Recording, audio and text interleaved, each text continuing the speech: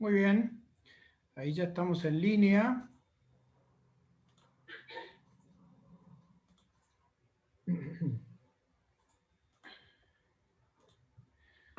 Así es que voy a ir preparando, antes de hacer las presentaciones de rigor, el agradecimiento a todas las organizaciones que nos acompañan.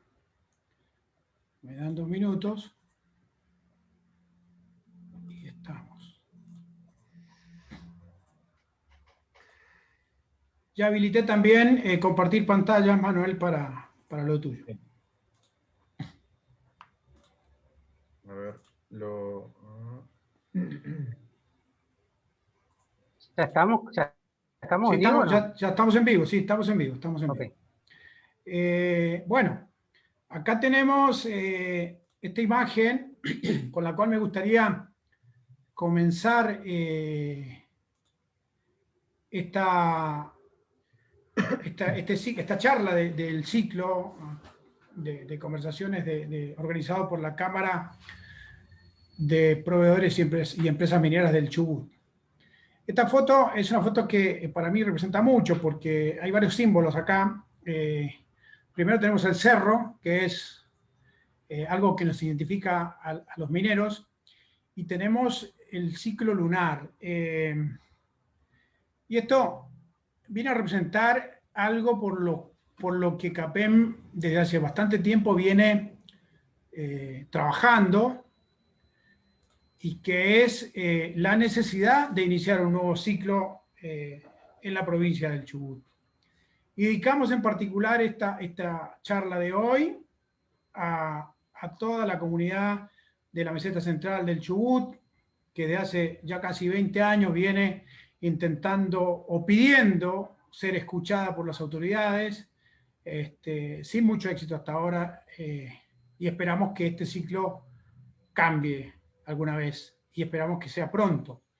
Esperamos comenzar este nuevo ciclo que se refleja en esta fotografía. También queremos decir, antes de iniciar, que nos solidarizamos con todas las personas de Catamarca, en particular de Andalgalá, que han vivido hechos por demás violentos y hasta, me atrevería a decir, a la luz de los videos y de las fotografías que hemos visto, no solamente violentos, sino delictuales. Así es que toda nuestra solidaridad con ese pueblo, y vamos a comenzar entonces agradeciendo a todas estas organizaciones que nos acompañan en este ciclo y en particular hoy. Comenzamos por la Cámara Industrial y de Comercio de Puerto Madryn, la Federación de Chubut, la Cámara Industrial de Comercio y Producción y Turismo de Rawson, Pan American Silver, la Cámara de Industria y Comercio del Este del Chubut, Cámara de Tecnologías de la Información, Cámara de Empresarios Mineros de Argentina, Grupo de Empresas Mineras Exploradoras de la República Argentina, Cámara Minera de San Juan, Cámara Minera de Salta, la Cámara de Proveedores de Empresas Mineras de Salta, la Asociación Obrera Minera Argentina, la revista Panorama Minero, la Cámara Argentina de Proveedores Mineros, el Colegio Argentino de Ingenieros de Minas, la Cámara Mendocina de Empresarios Mineros, también la Cámara de Proveedores de Servicios Mineros y Turísticos de la Puna, la Cámara de Servicios Mineros de San Juan, el sindicato, la Asociación Sindical de Personal Jerárquico y Técnico de la Actividad Minera, el Comité Asesor Permanente para el Ejercicio de la Geología, Colegio de Graduados de Ciencias Geológicas de Tucumán, la Organización Latinoamericana de Minería, Consejo Profesional de Ciencias Geológicas de San Juan, la Red de Académicos por una Minería Sostenible, los Jóvenes por el Desarrollo Sustentable de Argentina, Women in Mining, a todos ellos un especial agradecimiento. Sabemos que juntos podemos construir una sociedad mejor. Así es que muchísimas gracias por acompañarnos en el primero y seguir acompañándonos en este ciclo. Ahora sí, vamos a presentar a nuestro invitado especial de hoy. Él es Manuel López, un joven profesional, pero no por ello, no por su juventud, digo, con menos conocimiento. Ha sido un alumno destacado de la Universidad Católica de La Plata. Debo decir que es de Río Gallegos, provincia de Santa Cruz, de la capital de la provincia de Santa Cruz. Manuel es licenciado en Economía por la Universidad Católica de La Plata. Es máster en Políticas de Desarrollo por Korean Development Institute School en Corea del Sur. Así es que bienvenido, Manuel, a este ciclo y en particular a la charla de hoy, Minería Sostenible, la experiencia Santa Cruz. Buenas tardes, Manuel. Buenas tardes, ¿se escucha? Recién sí, perfecto, perfecto. Bien. Bueno, primero que nada, muchas gracias Diego, Mario y Capem por darme este espacio. Sinceramente es una gran iniciativa que están haciendo porque hasta ahora, al menos que yo tenga conocimiento, hay muy poca información elaborada sobre el tema minero, y en el caso particular de la provincia de Santa Cruz, a mí me resulta muy llamativo lo poco que se conoce cuando se habla de minería, y específicamente el mote poco sensacionalista que circula de mega minería, a pesar de que ustedes lo sabrán más que yo, que son especialistas del sector, no es un término técnico de la minería. El primer emprendimiento fue en la provincia de Santa Cruz, que sigue al día de hoy funcionando, que es el Cerro Vanguardia, como vamos a ver más adelante. Perdón, Manuel, debo rectificarme, dije Manuel López, es Manuel Cruz, disculpen. Sí, no pasa nada. Pasó desapercibido, pero tu apellido es Cruz. Antes que sigas con la presentación, me gustaría que Mario tiene algo para decirnos, así que mientras vos preparás, Marito nos cuenta qué tiene para decirnos hoy. Bueno, en realidad dar la bienvenida a todos en nombre de CAPEM, a todos los que están conectándose a la red en este momento. Agradecer a todas las organizaciones que nos acompañan, como siempre, que como digo, han superado ampliamente nuestras expectativas. Agradecer a Manuel, un economista político de mucho prestigio, a que muchos de nosotros seguimos en sus habituales publicaciones, básicamente que nos acompañe en esta jornada. Y que Manuel viene a compartir con nosotros todo su conocimiento técnico y su conocimiento específico de la vecina provincia de Santa Cruz, una provincia que le ha dado un gran impulso, como viene diciendo Manuel, a la actividad minera, y que ya está proyectando su economía a 40, 50 años vista, y que Cerro Vanguardia, si no me equivoco, ya hace casi 30 años que comenzó a producir, años en los que no ocurrió ninguna de las tragedias que presagiaban los gurús del antidesarrollo, ninguna de las tragedias que presagiaban los agoreros del miedo de siempre. Mientras tanto, aquí en Chubut seguimos discutiendo obviedades, rechazando evidencias científicas, condenando a nuevas generaciones, a generaciones enteras, a partir de un combo tremendo que es el combo formado por antimineros violentos y políticos temerosos. Como decía la semana pasada, Chubut se enfrenta por estos días a una opción entre dos modelos, el modelo del desarrollo o el modelo de la caridad.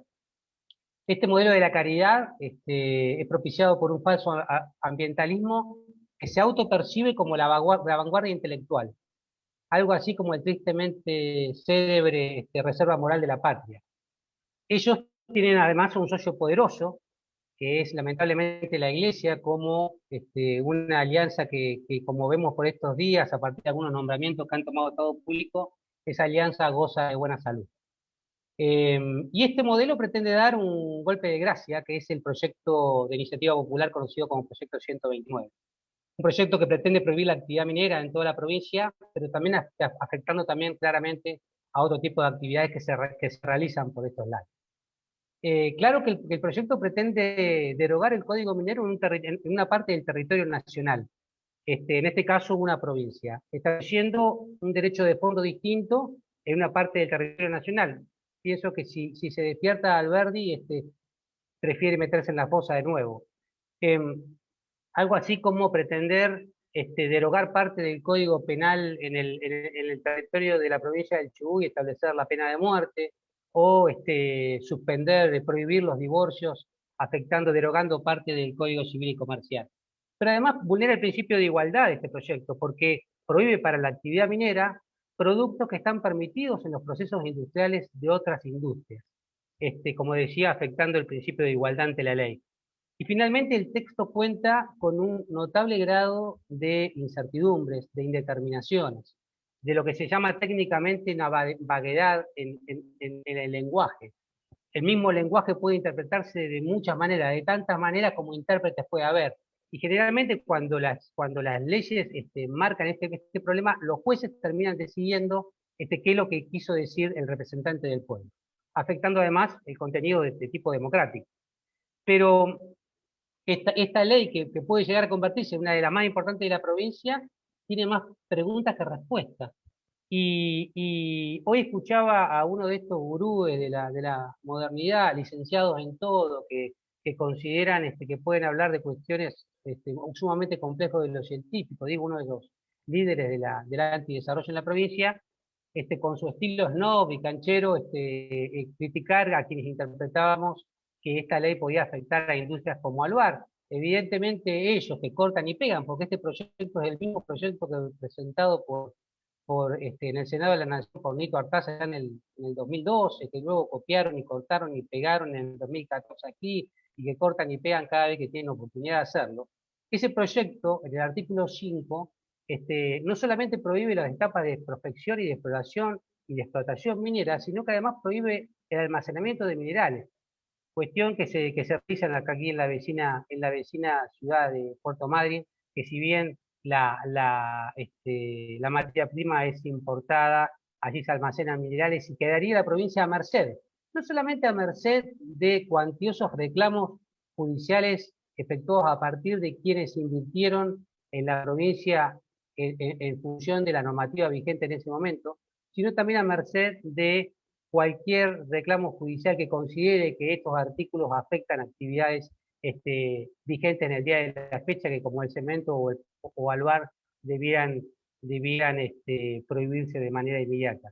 Por eso, otra vez llamamos a la reflexión a los legisladores de la provincia, que estamos ante días cruciales, y que el vencimiento de esta iniciativa popular que exige de parte del legislador una decisión positiva o negativa, lo va a poner a ellos en manos de la tremenda responsabilidad de marcar el futuro de esta provincia para nosotros y para nuestros hijos.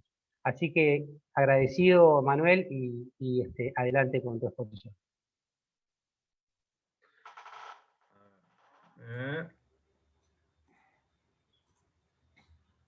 Bien, se ve... Se ve bien, Manuel. Se ve perfecto. Se ve perfecto. Bien. Segundo. Bien.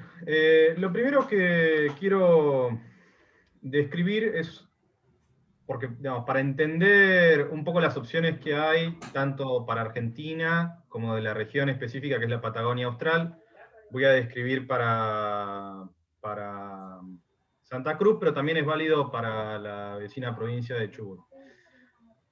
Si ustedes ven lo que yo tengo en mi PowerPoint, acá tengo un mapa del mundo con una proyección de Dymax-Sirion, que básicamente distribuye las masas terrestres en un plano, y lo interesante de este mapa lo que muestra, digamos, esta distribución es lo alejado que está el subcontinente sudamericano. Desde ya, Norteamérica tiene enfrente a Europa, se conecta con la masa terrestre rusa a través del Polo Norte, y nosotros quedamos desconectados de eso. Pero desde un punto de vista, si se quiere, más económico, lo que podemos ver es cómo fue perdiendo participación geopolítica, la importancia geopolítica argentina, y específicamente la Patagonia Austral, en base a estos mapas que representan un viaje representativo en barco en los diferentes periodos históricos. Y específicamente entre 1860 y el 1900, la época de oro de Argentina, se puede ver cómo en la Patagonia Austral, en el Estrecho de Magallanes, había un gran tráfico marino. A partir de la construcción del Canal de Panamá, eso se empieza a desactivar. De hecho, se ve en el mapa del extremo inferior izquierdo, y a partir de 1945 en adelante, se puede ver claramente que esa región pierde mucha participación. Inclusive, la región central argentina, el puerto de Buenos Aires, también se puede ver el contraste claramente entre un punto y otro. Inclusive si lo vemos en términos de latitudes a nivel mundial, este mapa me parece muy interesante. Marca la latitud norte de la provincia de Santa Cruz y la latitud sur, y la proyecta en un mapa de proyección de Mercator a nivel internacional, y se ve claramente que no hay ninguna otra masa terrestre tan al sur a nivel mundial. O sea, es una región alejada de por sí por las condiciones geográficas internacionales, y dentro de las condiciones del subcontinente es inclusive aún una región aún más alejada. Ahora, pero si nos fijamos y analizamos la cuestión más climática específica de la provincia, de la Patagonia Austral, lo que podemos ver en estos mapas que elaboró el Instituto Geográfico Nacional, que la temperatura media de la provincia de Santa Cruz, dependiendo de la región, es muy fría, con promedios anuales de entre 2 y 6 grados, y una amplitud térmica entre 9 y 11 grados. Y específicamente, si vemos el mapa de la derecha, un mapa de vientos, vemos vientos extremos.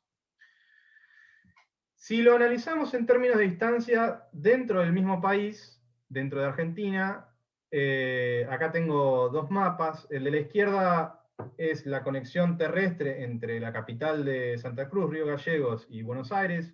Son 2.500 kilómetros. Todo esto lo estoy presentando un poco porque no sé quiénes nos escuchan. Me imagino que debe haber bastante gente de Buenos Aires, Córdoba, Santa Fe, y hay un desconocimiento muy grande de la realidad geográfica y de las posibilidades de desarrollo territorial de la Patagonia Austral. Si vemos, son 29 horas de viaje, y en el mapa de la derecha, que tenemos marcado, gracias a los amigos de Innovaes, las poblaciones en la Patagonia y la densidad territorial, vemos, por ejemplo, que Santa Cruz, que tiene en términos de kilómetros cuadrados la cantidad equivalente de kilómetros al Reino Unido, y tiene 300.000 habitantes, prácticamente está totalmente despoblada, salvo en el extremo noreste y en el sur de la provincia, con Río Turbio, Chubut, Río Turbio, Calafate y Río Gallegos. Esto es un grave problema porque si nuestros amigos que quieren pensar en el desarrollo de la Patagonia Austral con dinámicas económicas distintas a la minería, tienen que enfrentarse con estos cuadros que estoy presentando, que presentan la estructura logística nacional fuertemente centrada en el camión, y dadas las largas distancias, generan una elevación de costos muy grandes para la Patagonia Austral, con lo cual tiene que ser una actividad necesariamente que genere alto valor agregado, que provea de altos salarios para solventar estos costos. Como se puede ver, en Argentina el 84% del transporte se hace por camión, tenemos un costo de logística de 27 puntos del PBI, y esto se debe en gran parte a que para transportar 1 tonelada por kilómetro, en camión se necesita 1 litro de combustible cada 15 kilómetros. Pero bueno, vamos a pensar un poco el tema de la población. Esta es la evolución de la población de Santa Cruz, es una estimación que hice, digamos, no hay información año a año, por desgracia, y la información censal, el último censo fue hace más de 10 años, pero lo que podemos ver en base a los datos inferidos, que la población de Santa Cruz pasó de alrededor de 150.000 habitantes a poco más de 350.000, y la participación en la población total pasó de ser el 0,65% a el 1,05%. Repito, estamos hablando de un territorio enorme, con una población muy pequeña, un poco más de 300.000 habitantes, la cual es 1/3 está en el extremo sureste, que es Río Gallegos. Entonces, vamos a hablar un poco ahora de la minería en sí. La evolución de la participación de la minería en el PBI nacional, como se ve, desde el 2009 al 2018 estuvo rondando el 1%, o sea, cada dólar, de cada 100 dólares generados en la economía nacional, alrededor de un dólar provino de la minería. Siendo un territorio, lo vasto que es Argentina, con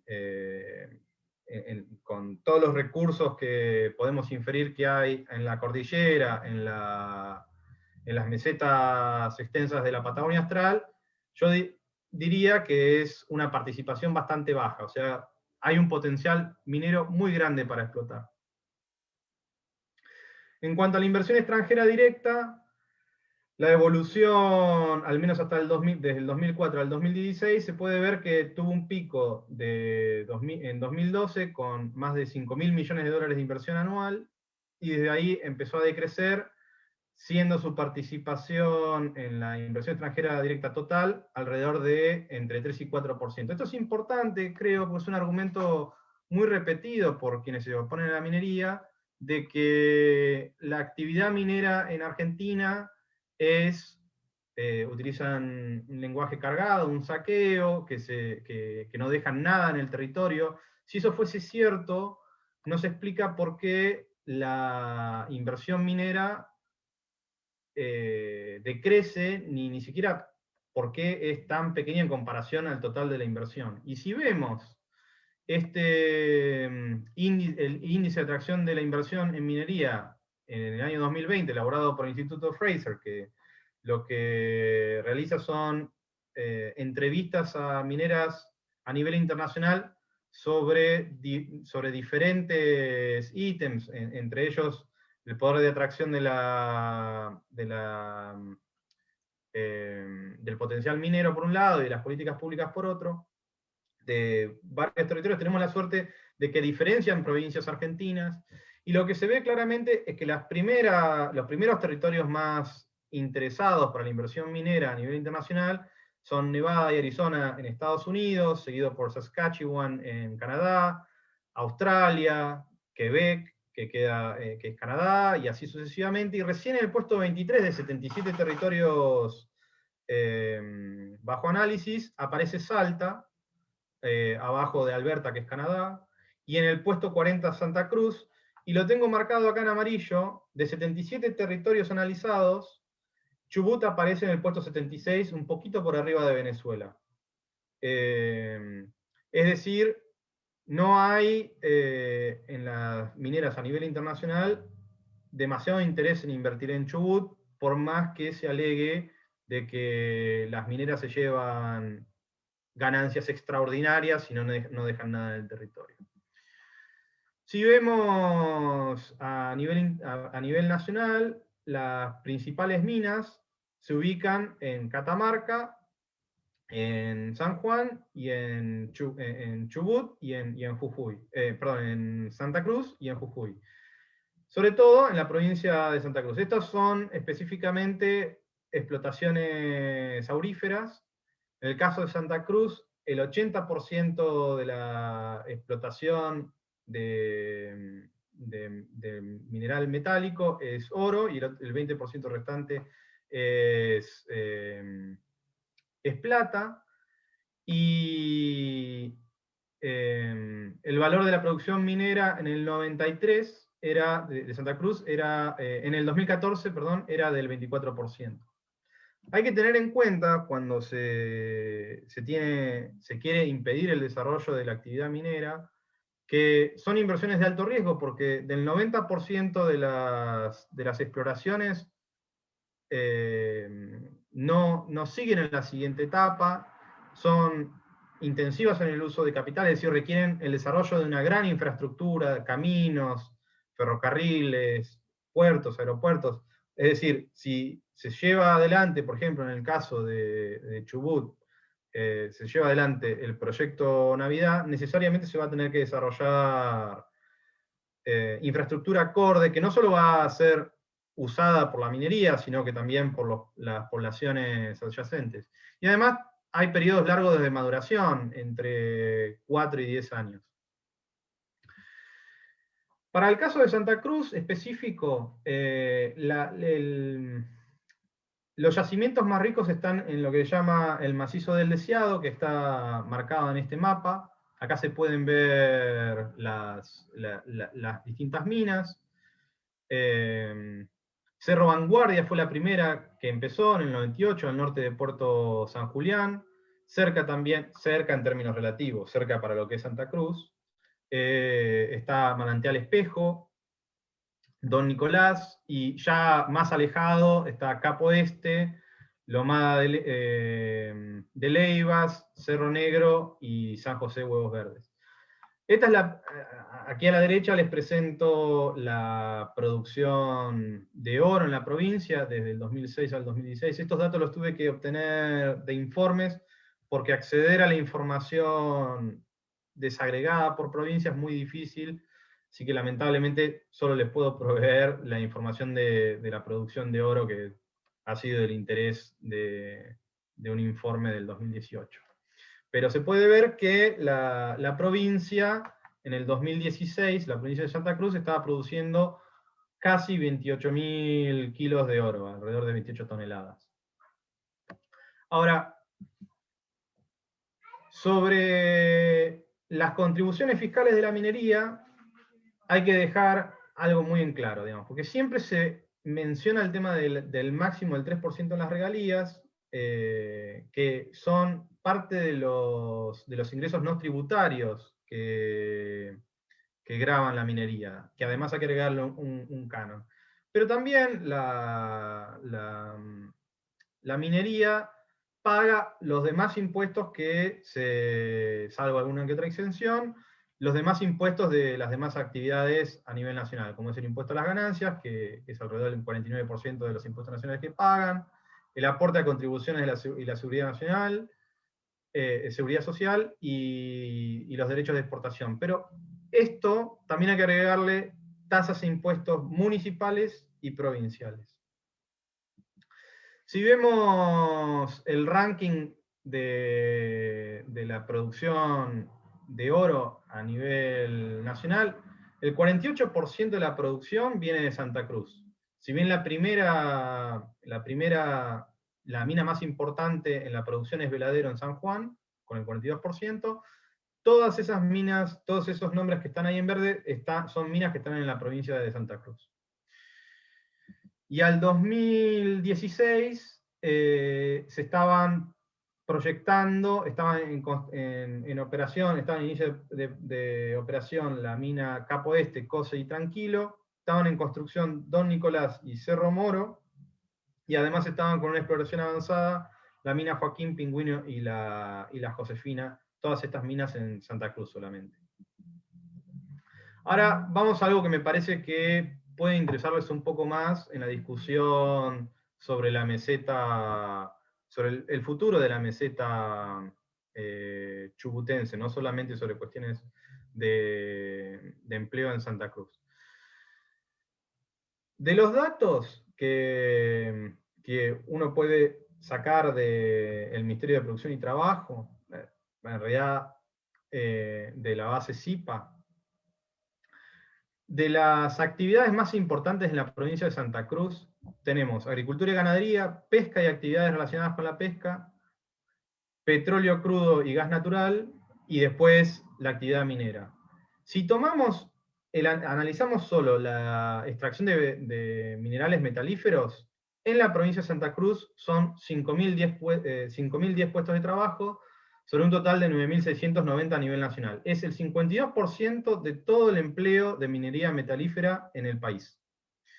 Y si le agregamos las explotaciones de otras minas y canteras y otros minerales no metálicos, pasa de ser un 8,43% del total de los empleos en la provincia a más del 10%. O sea, 1 de cada 10 empleos en la provincia de Santa Cruz son derivados de la minería.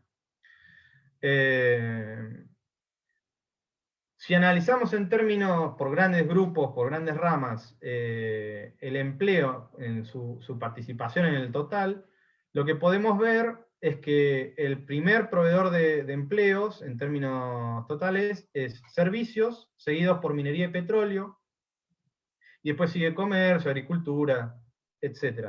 Ahora, lo interesante, como se ve en este gráfico, es que al menos desde el 2000, no, desde el inicio lo que se puede ver es cómo la dinámica de minería y petróleo afecta también a la actividad de servicios. Es decir, esto va también al concepto de empleo indirecto, y no se necesita, no creo que se requiera un análisis econométrico muy complicado para ver que cuando cae la actividad en minería y petróleo, también caen servicios, y a la inversa.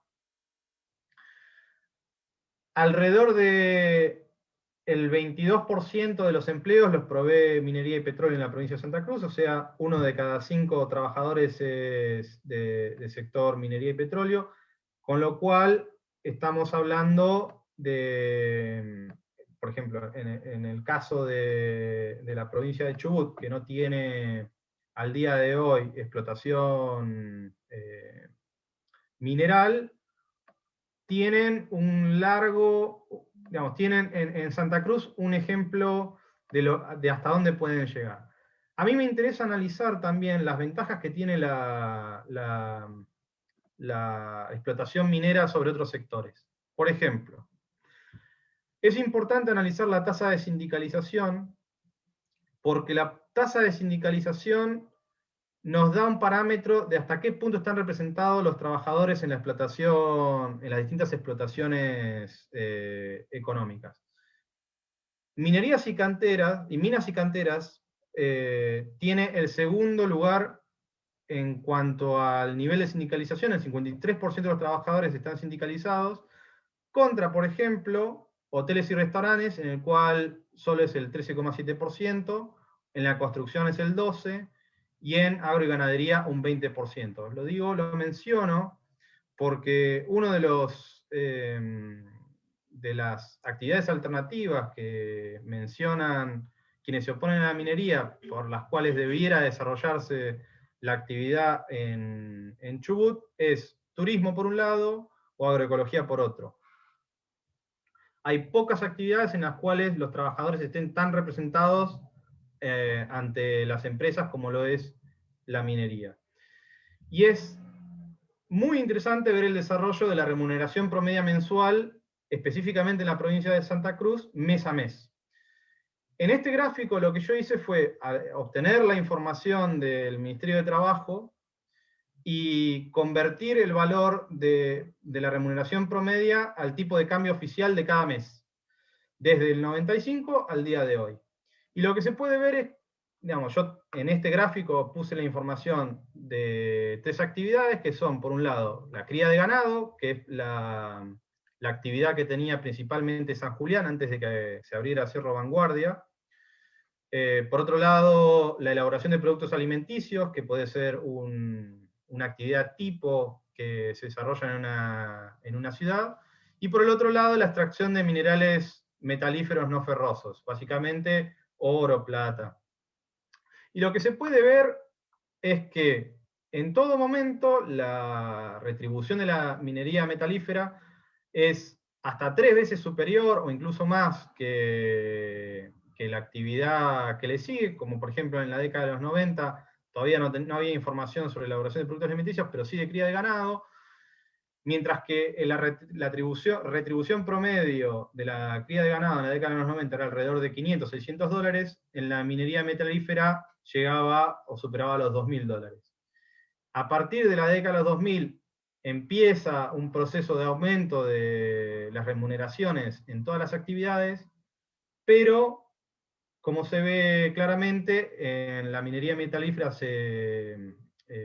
hay un aumento muy superior al resto de las actividades, teniendo un pico. Estos picos también se dan por el aguinaldo, digamos, básicamente dependiendo del mes, la remuneración promedia cambia más que nada por el aguinaldo, pero teniendo un pico de 7.193 dólares, mientras que en un momento similar, en la elaboración de productos alimenticios con aguinaldo llegó a 2.500 dólares, y en la cría de ganado a 1.500 dólares. A día de hoy, en diciembre, a tipo de cambio oficial, la remuneración promedio de un trabajador de la minería metalífera está en 3.600 dólares, mientras que en las otras dos actividades comparadas apenas si llegan o superan los 1.000 dólares. O sea, ya estamos hablando de 3 veces y media más de ingresos por trabajador. También es importante tener en cuenta el grado de formalidad de las distintas actividades. Esta información la obtuve de CEP21, que es el Centro de Estudios para la Producción del Ministerio de Producción.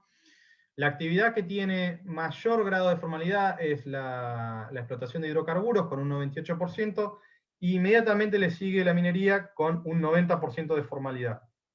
Si comparamos con las otras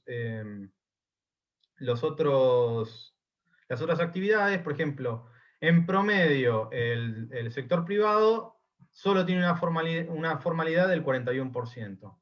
Y específicamente hoteles y restaurantes, que es una actividad señera del sector turístico, está prácticamente ahí con 42%.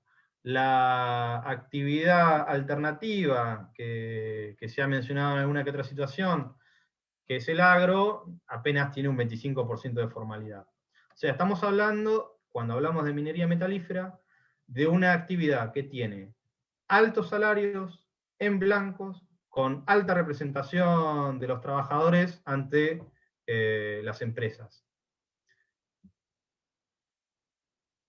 Por otro lado, vamos a analizar no solo la repercusión en Santa Cruz, sino lo que Santa Cruz está contribuyendo a través de esta dinámica productiva en el resto del país, que son específicamente las exportaciones en millones de dólares. Como se puede ver, recién en el 98, que empieza a operar Cerro Vanguardia, recién en el 99 empieza a haber exportaciones de mineral, y es cuando empieza a haber alguna exportación empieza a haber algún ingreso de exportaciones por el oro. Y desde entonces, a medida que van ingresando otras minas en el 2006, 2007, y empieza además a aumentar el valor sobre todo de oro y plata, empezamos a ver que las exportaciones de Santa Cruz de minería metalífera despegan, llegando a un pico en el 2019 de 1.782 millones de dólares, mientras que las otras actividades más importantes, que son el petróleo crudo y gas y el sector agropecuario y pesca, se mantienen estancados en valores similares. Cuando analizamos la participación de las exportaciones mineras en el total de Santa Cruz, vemos que desde que empieza a exportarse no para de crecer, y al día de hoy el 66,5% de las exportaciones totales de Santa Cruz son de minería metalífera. Pero si le damos otra vuelta más, lo que podemos ver es la participación de las exportaciones santacruceñas en el total nacional,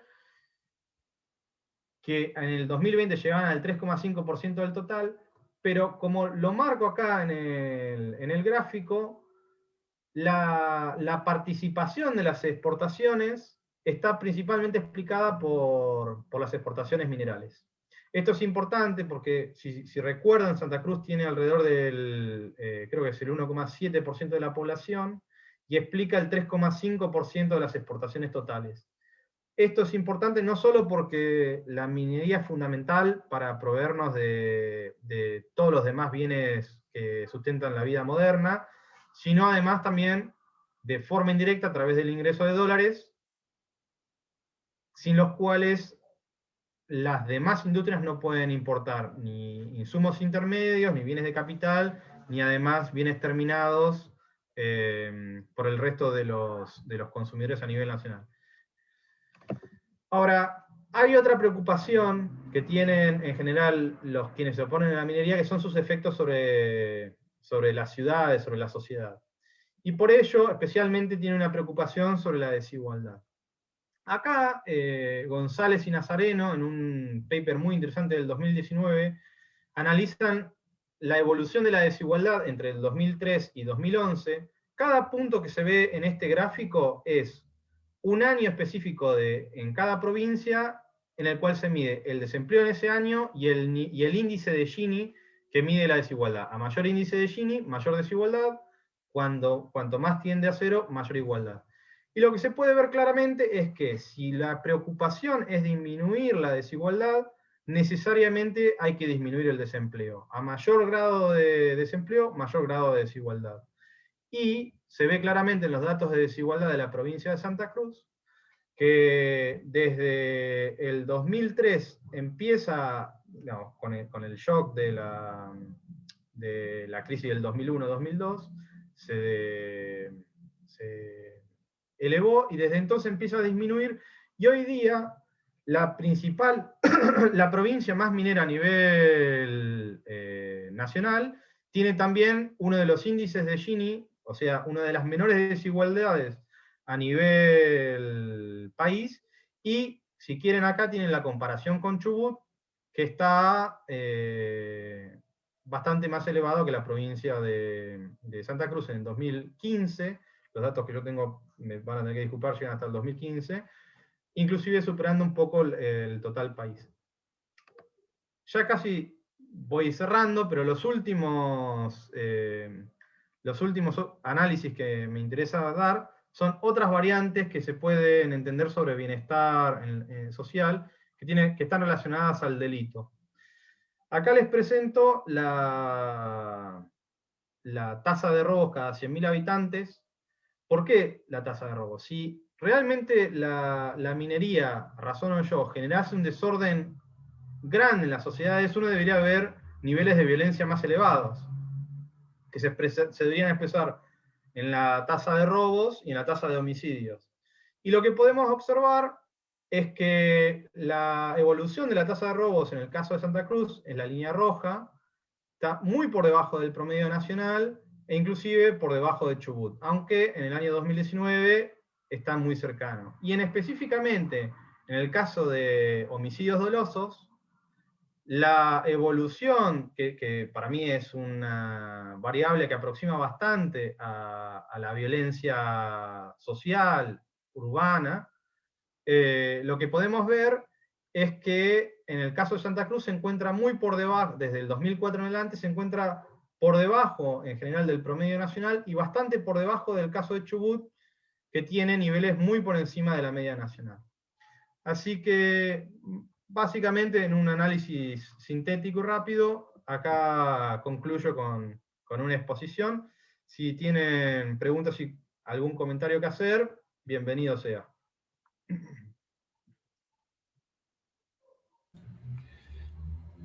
Perfecto, Manuel. Muy interesante toda la información que condensada y rápida, digamos, pudiste mostrar, pero yo me quedo yo me noté dos temas. Cuando hablabas de la población de la provincia de Santa Cruz versus la población nacional y hablabas de cómo ha crecido del 0,65% hace ya muchos años al 1,05% hoy, me fue inevitable conectarme con el Chubut y con los pobladores de la meseta. Cosa curiosa, la población de la meseta representa más o menos, según datos que tuve ahí muy rápidamente, aproximadamente el 1,07% de la población total de Chubut. ¿Qué hubiese pasado, es lo que te pregunto, con esa población de la provincia de Santa Cruz si los grandes centros urbanos o el gobierno nacional no les hubiera permitido desarrollar primero la industria del petróleo y segundo la industria de la minería? ¿Qué hubiese pasado con esa población? Bueno, el caso de la provincia de Santa Cruz, en esta pregunta en específico, es paradigmático Puerto San Julián. Puerto San Julián es una de las ciudades más importantes de la provincia de Santa Cruz, y hasta el 98 vivía principalmente de la ganadería. Hay que recordar, Santa Cruz se desarrolla desde fines del siglo XIX como un polo de cría de ganado ovino, y desde fines de la Primera Guerra Mundial eso entra en declive. Entonces, no es hasta la entrada de la producción petrolera en la década del 50, 60, que empieza a haber una actividad un poco más dinámica. Pero en el caso de Puerto San Julián, la principal actividad era la ganadería, como les mostré, en la década del 90, con salarios de $500 mensuales. Y de hecho, esto lo hablaba hace un rato con mis viejos antes de iniciar esta charla. Era una ciudad absolutamente estancada, sin ninguna proyección, salvo el trabajo provisto por la ganadería y algún impacto del petróleo. Era una ciudad que vivía con algún trabajo provisto por el Estado, pero sin ninguna clase de futuro, digamos. Era lo que suele suceder en los pueblos que están desconectados de alguna actividad económica, entran en una dinámica de decadencia y de expulsión de la población. Eso es sin duda. Yo creo que en el caso de los habitantes de la meseta del Chubut, lo deben ver claramente. En el caso de la meseta de Santa Cruz, tenemos el gobernador Gregores, que es una situación bastante similar a la de Telsen, Gastre y Gangán, que no fue hasta el desarrollo de una mina hace poco que no empezó a tener un proceso de vigorización, de rejuvenecimiento en toda la actividad. Y básicamente lo que hubiera pasado es un despoblamiento general y una generación de huecos en el territorio, que es una grave preocupación a futuro de tener un territorio tan importante como es la Patagonia Austral despoblado. No sé si con eso te respondí. Sí, claro, es clara la diferencia que hay entre el antes y el después, ¿no es cierto? Yo y también Sí, adelante. No, quiero dejar, quiero marcar algo, porque yo actualmente vivo en la provincia de Buenos Aires, no vivo en la ciudad de Buenos Aires, vivo en los alrededores, pero en general, al menos en mi contacto en los años que he vivido acá, cuando se refieren a la palabra Patagonia o el sur, y yo creo que, digamos, intuyo, no he tenido tanto contacto con gente de Córdoba, Santa Fe, pero en general la asociación que hay con ese territorio, que son 1 millón de kilómetros cuadrados, es Bariloche. Entonces, es una situación de densidad urbana, de provisión de servicios bastante sofisticada, y una situación cordillerana con un microclima que no se presenta cuando uno se aleja a 60 kilómetros hacia la meseta. Cuando uno se aleja se empieza a alejar de la cordillera. La situación, la que traté de explicar al principio con el tema del clima, la amplitud térmica, el viento, es una situación de condiciones de vida muy complicadas, las cuales no tienen nada que ver con las situaciones que se viven en los grandes centros metropolitanos.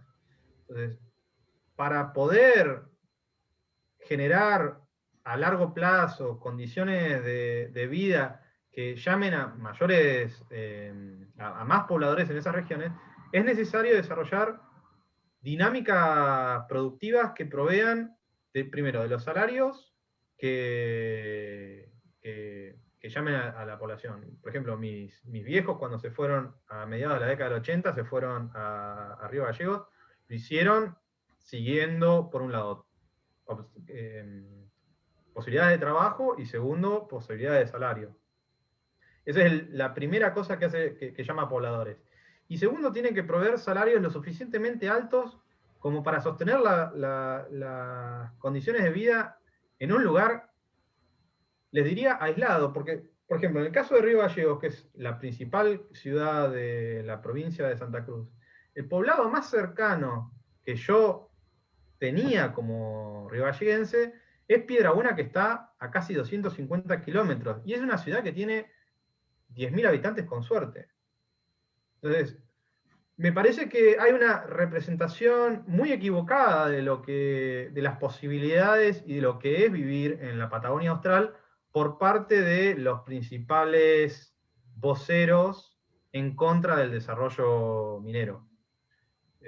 Al menos es una apreciación muy propia, pero es la sensación que tengo. Muy bien, Digo, Manuel. yo no sé si existen preguntas que hayan formulado en las redes, si no, es el momento de hacerlas, digamos. No, por ahora no me están llegando, no estoy viendo muchas preguntas. Invitamos a la gente que está conectada a que lo haga, que lo escriba, y aprovechemos que Manuel está disponible para responder. Yo quería marcar parte de la intervención, ¿no? Que me pareció, que me llamó la atención, quizás condicionado por la realidad que uno vive día a día. Estaba pensando en el gráfico donde claramente se marca que a mayor grado de desempleo hay un mayor grado de desigualdad. Y estoy hablando hoy desde una ciudad que hace años, de la ciudad de Trelew, que hace años es la segunda ciudad con mayores tasas de desempleo del país, siguiendo a Mar del Plata. Y una ciudad que paradójicamente fue declarada por el Honorable Consejo Deliberante una ciudad libre de megaminería. La paradoja de una clase política obtusa y que no tiene a la pobreza o al combate por la desigualdad dentro de la agenda política, al menos por ahora. Manuel, acá recibí alguna pregunta que trata de lo siguiente. Mirando el caso Santa Cruz, ¿qué podría inferirse que podría ocurrir con el Producto Bruto Geográfico de la provincia del Chubut en el caso que se avanzara, por ejemplo, con la actividad? Bien, lo primero que sucedería es un claro aumento de las exportaciones de la provincia, pero más allá de la relación con el comercio exterior, lo que terminaría sucediendo es un aumento en la tasa de empleo, es decir, una caída en el desempleo, y un aumento en el nivel general de salarios. Específicamente, por ejemplo, uno de los artículos que leí de hecho una Alexandra Bechtel, creo, una académica alemana sobre el caso, la experiencia de San Julián con la minería, una posición, si se quiere, antiminera de esta mujer, pero una de las cosas que señalaba era que muchos jóvenes que salían del secundario, directamente se incorporaban a Cerro Vanguardia, en los cuales esta mujer se quejaba de que estos jóvenes no terminaban yendo a la Universidad Nacional de la Patagonia Austral. A mí no me parece una queja a realizar, y me parece una subestimación de los trabajos no académicos, pero dejémoslo de lado.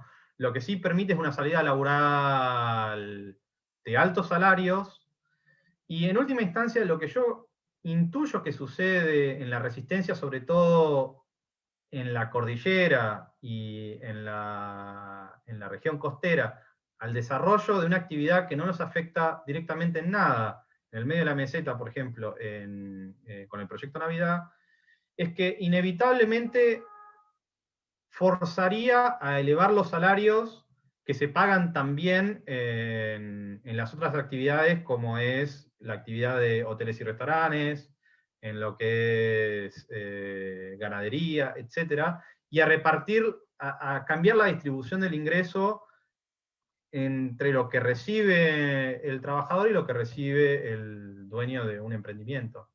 Porque, sinceramente, no hay ninguna conexión ni ambiental ni productiva directa entre Esquel y el proyecto de Navidad en el medio de la meseta chubutense. Así que inicialmente lo que yo digo lo que yo intuyo que sucedería es una caída del desempleo, un aumento general de los salarios y una caída en la desigualdad del ingreso en Chubut.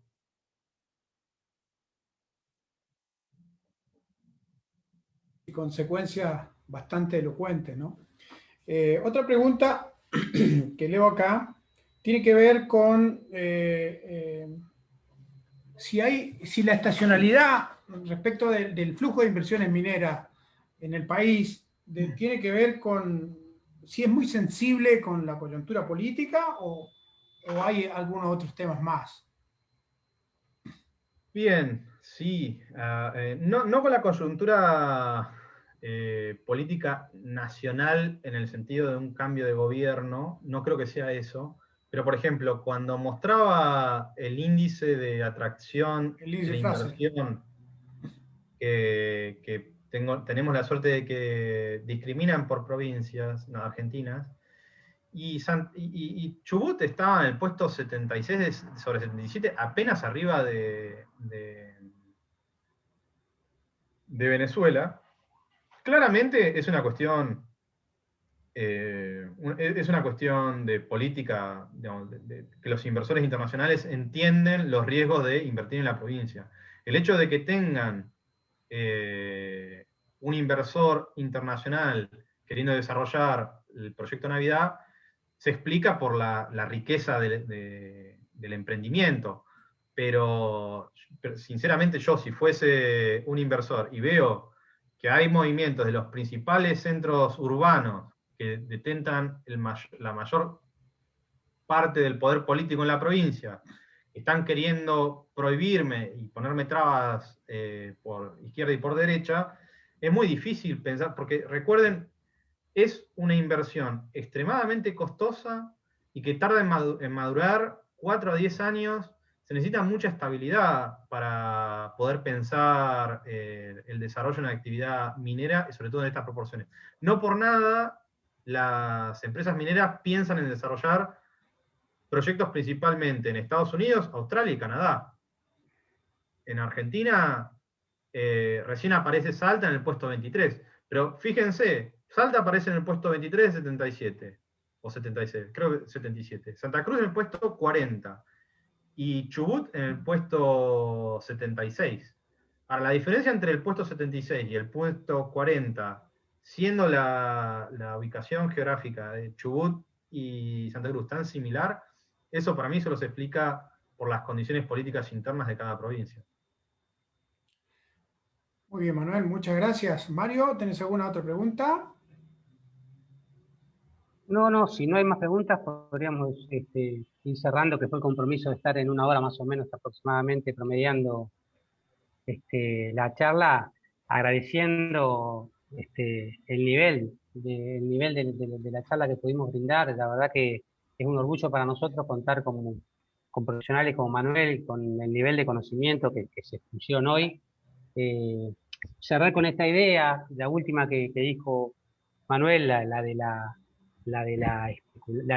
la inversión, la costosa inversión, que implica la riesgosa inversión que implica la actividad minera, y trayendo al recuerdo digamos, la sabiduría del legislador argentino, que en el Código Minero estableció un plazo muy corto de cateos y de prospecciones.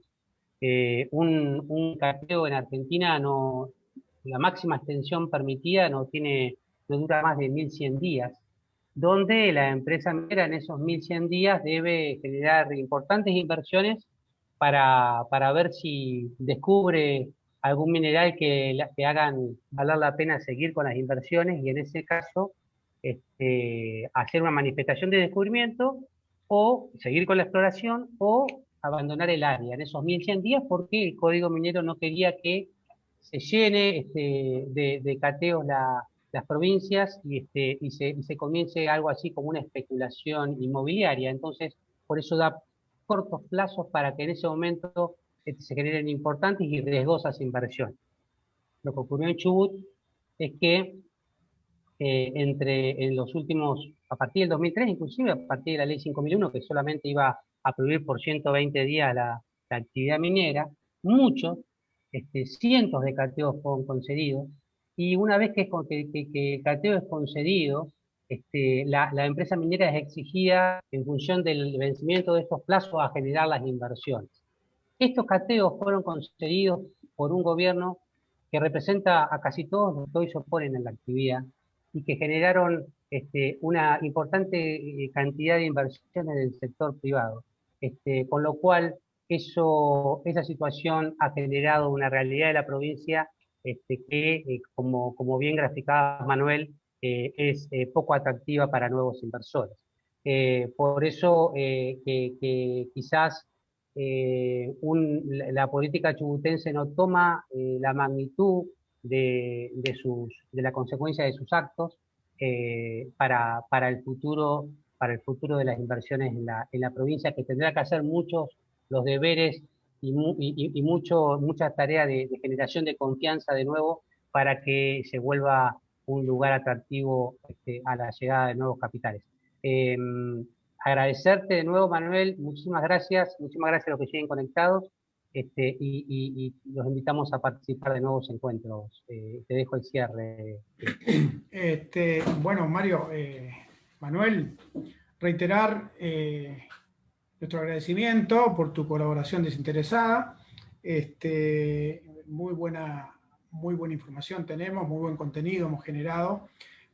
Nosotros, como decía Mario, estamos intentando apostar a cambiar este ciclo, a dar vuelta a todo este ciclo. Entonces, bueno, siempre es bueno soñar y abrir conversaciones que vayan en ese sentido. Estamos convencidos que si no comunicamos esto, si no le mostramos a la población que existe otra cosa, que no es solamente las 7 plagas, que no es solamente un desastre, sino que todo lo que vos mostraste es posible hacerlo, entonces la gente no lo sabe. Y bueno, muchas gracias por la presencia, agradecerle a todas las personas que nos siguieron, y solamente comentarles que han entrado algunas preguntas más. Yo las voy a tomar y después le vamos a pedir a Manuel, o te pedimos, Manuel, si después, mañana, pasado, te las pasamos y después las podemos responder, digamos, directamente en el Facebook de CAPEM, y así satisfacemos a todas las inquietudes que han aparecido. Gracias, Manuel. Por último, el próximo viernes estamos de nuevo en estos encuentros. Vamos a estar con el ingeniero Laurita, que nos va a contar algunos temas relacionados con estos mismos escenarios que estamos planteando, relacionados con la provincia del Chubut, y por alguien que conoce muy bien esa provincia, dado que vive ahí. Y para el 7 de mayo, Día de la Minería, ahí tenemos alguna sorpresa que ya con el tiempo la vamos a comunicar, así que estamos trabajando ahí con Mario, y pronto se incorporará también Gerardo, que tenemos una buena noticia hoy, que ya ha superado con éxito, le han dado el alta hoy. Lo cuento porque es un motivo de alegría. Gerardo estuvo con COVID y afortunadamente lo ha podido superar con tranquilidad y está muy bien junto a toda su familia, así que ya pronto lo tendremos también en el ruedo. Así que tengan muy buen fin de semana, un abrazo grande, muchas gracias y nos vemos el próximo viernes. Hasta pronto. Hasta luego.